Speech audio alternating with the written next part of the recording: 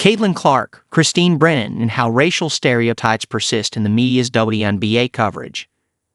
A journalism scholar who studies women's sports and fandom gives her take on the controversy involving a USA Today columnist's recent exchange with a WNBA player. INDIANNAPOLIS.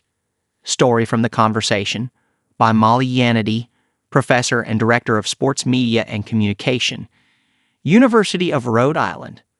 The Caitlin Clark effect, or the impact on women's basketball from a ponytailed rookie phenomenon from America's heartland, is real. The 2024 WNBA season shattered viewership, attendance, and merchandise sales records. Clark, however, didn't get a chance to compete for a league title. The Connecticut Sun eliminated Clark's team, the Indiana Fever, in the first round of the playoffs with a 2-game sweep, ending her record Rookie of the Year campaign. And it may be just the latest chapter in a complicated saga steeped in race.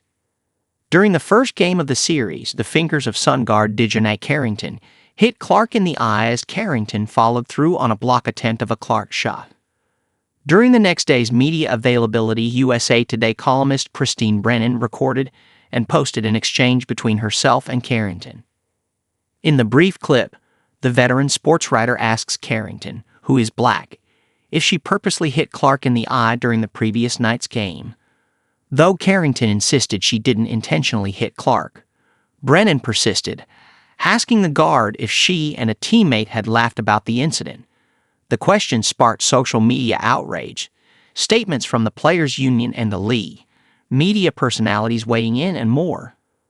Hit the pause button here. As a longtime sports writer who has covered the WNBA, and as a journalism scholar who studies women's sports and fandom, I'll concede that Brennan's line of questioning seems, on its face, like business as usual in sports journalism.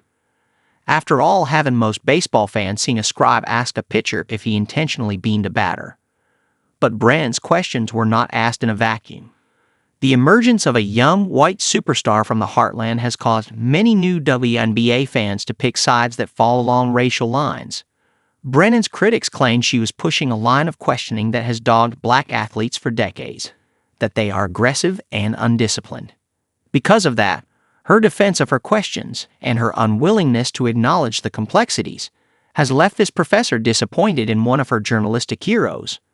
Brennan and much of the mainstream sports media, particularly those who cover professional women's basketball, still seem to have a racial blind spot: the emergence of a black queer league. When the WNBA launched in 1997 in the wake of the success of the 1996 Olympic gold medal-winning U.S. women's basketball team, it did so under the watch of the NBA. The NBA set out to market its new product in part to a white, heterosexual fan base. The plan didn't take hold. While the league experienced fits and starts in attendance and TV ratings over its lifetime, the demographic makeup of its players is undeniable. The WNBA is by and large a black queer league.